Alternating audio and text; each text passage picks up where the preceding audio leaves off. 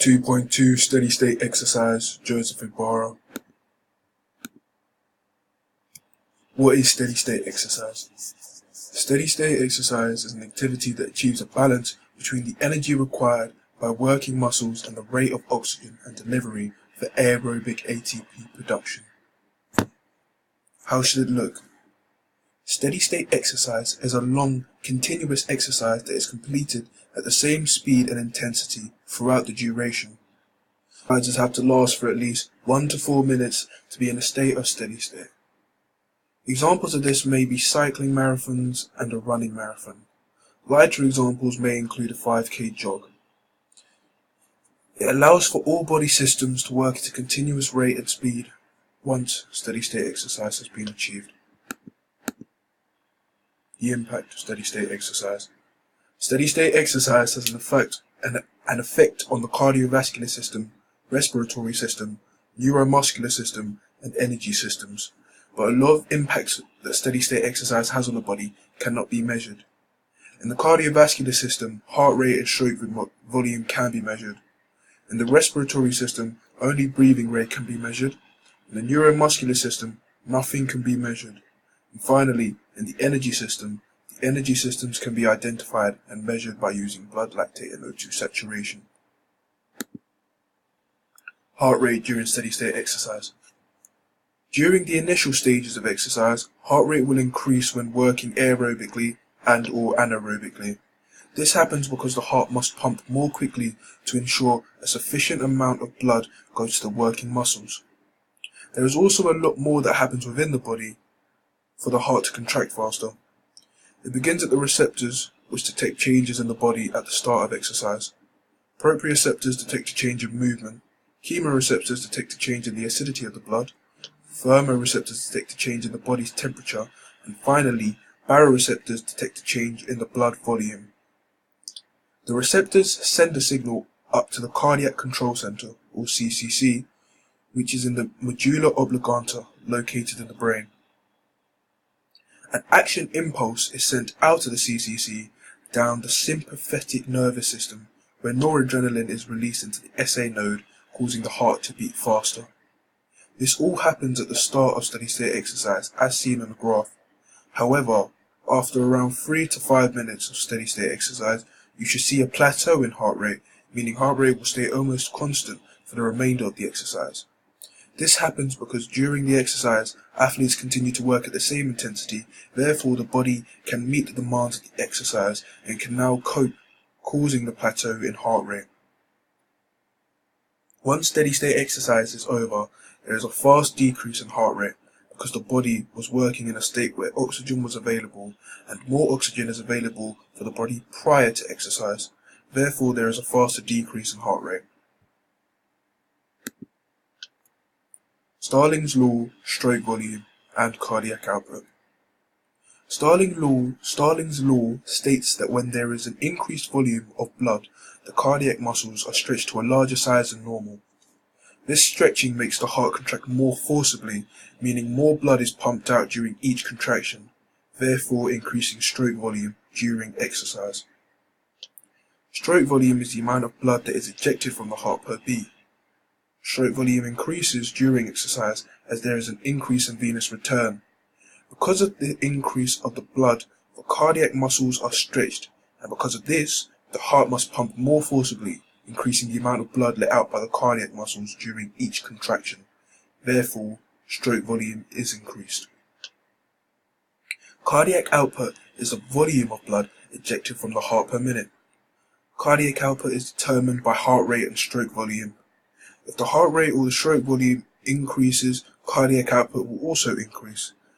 Cardiac output increases due to the intensity of exercise, and because of this, cardiac output increases but also has a plateau during steady state exercise, due to the intensity of the exercise remaining constant. Mo Farah has a heart rate of 33 beats per minute. Although his stroke volume is unknown, but due to his heart rate, we can presume it may be around 110 milliliters resting or higher, and therefore would have a cardiac output of 3,690 or lower. The average resting stroke volume is 50 to 70 milliliters for an adult and rises to 110 to 130 milliliters during exercise, according to Anderson. For an athlete, resting stroke volume can range from 90 to 110 milliliters and rises to 150 to 220 milliliters during exercise. The average stroke volume will depend on the resting heart rate of the person. For example, 70 beats per minute times 70 milliliters equals 4,900 milliliters per minute, and this is the average stroke volume for a person, an adult male. When the body is undergoing exercise and the working muscles need more blood flow because of this, the body redistributes the blood flow from areas that are not being used during exercise, for example the digestive system. Once exercise is no longer happening, the blood flow will be directed back towards the area it was taken from and away from the working muscles as they no longer need it. The body redirects this blood flow by constricting blood vessels known as vasoconstriction, and blood is received back to the organs that need the blood through vasodilation or dilation of the blood vessels. Blood pressure is the pressure of the blood in your circulatory system. Systolic blood pressure is when the heart contracts and forces blood around the body, and diastolic blood pressure is when the heart relaxes between beats. During steady-state exercise, there is an increase in blood pressure due to the increase of cardiac output.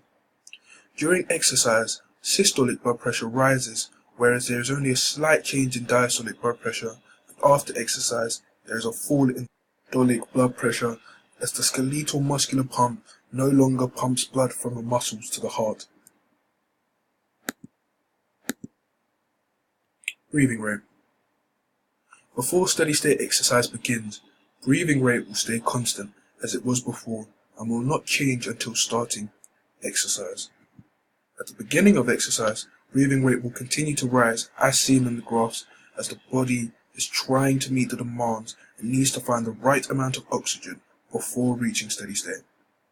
When reaching steady state at around 5 minutes on this graph, breathing rate will plateau and stay constant all throughout the exercise. An average person would have a breathing rate of 35 to 45 breaths while doing cardiovascular exercise, whereas an elite athlete can reach 60 to 70 breaths per minute, meaning their bodies can dispel CO2 more quickly, allowing for more oxygen. Thermoregulation and tidal volume. According to Stafford Brown et al., thermoregulation is the process of maintaining a constant on the core temperature.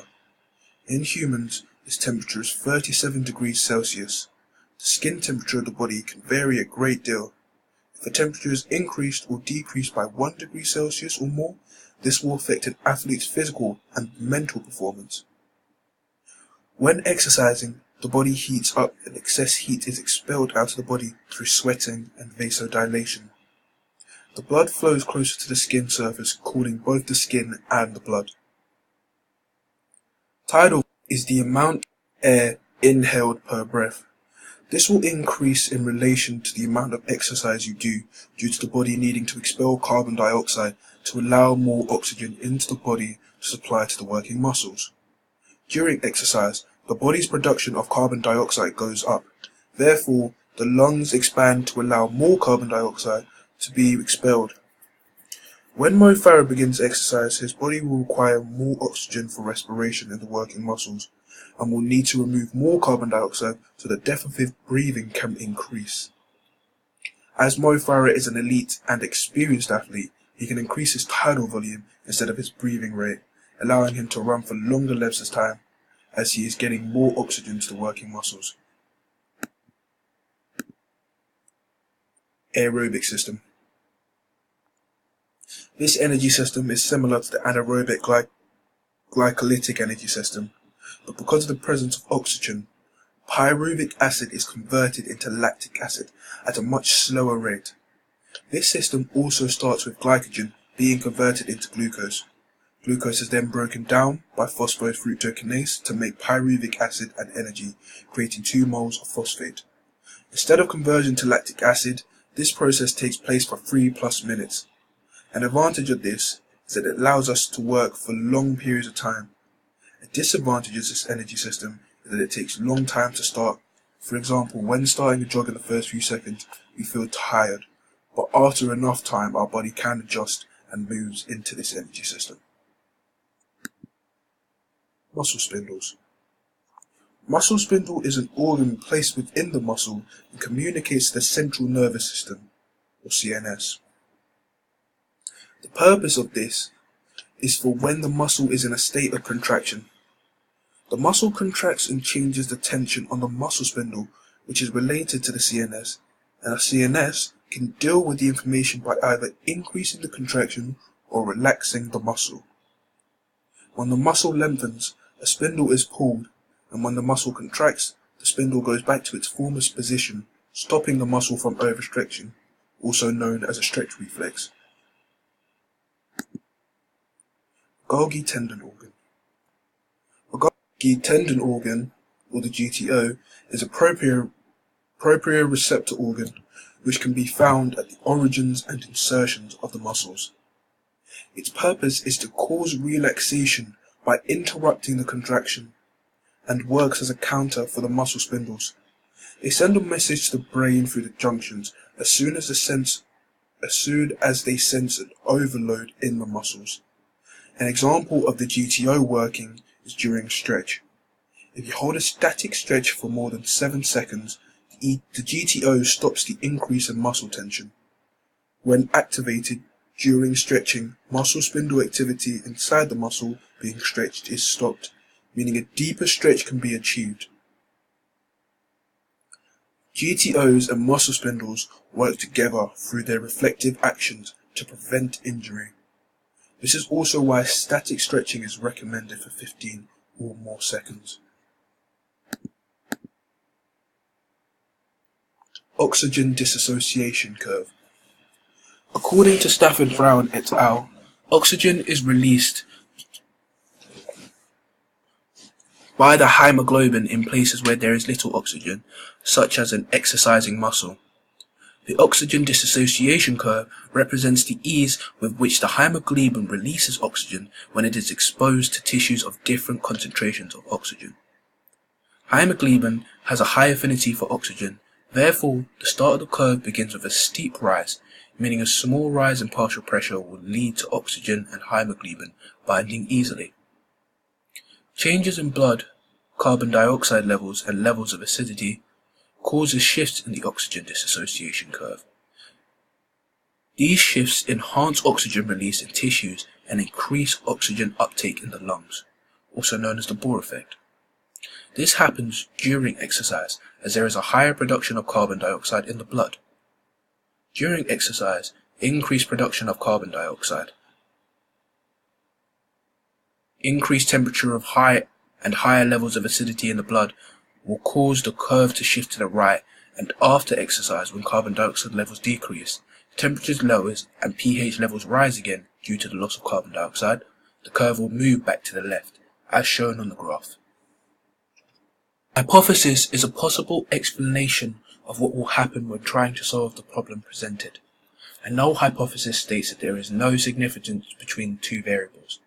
A two-tailed hypothesis states that something will happen to one side and something will happen to the other.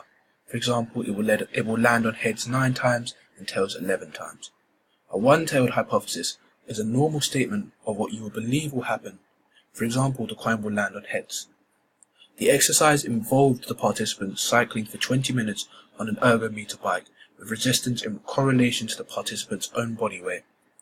This would show the effects of steady-state exercise has on the cardiovascular, respiratory, and energy systems. Before beginning, we measured the client's blood pressure, blood lactate, breathing rate, resting heart rate, and O2 saturation prior to the exercise. The client was not supposed to have a warm-up to see the effects of steady-state exercise. The exercise involved the client working on a bike at 60 to 80% of their maximal heart rate for 20 minutes without rest. Throughout the test, we measured the client's heart rate, O2 saturation, blood pressure, and breathing rate every 2 minutes, allowing for comparisons to other clients' data. in comparison to the hypothesis and observation of how the different systems were working during steady-state exercise.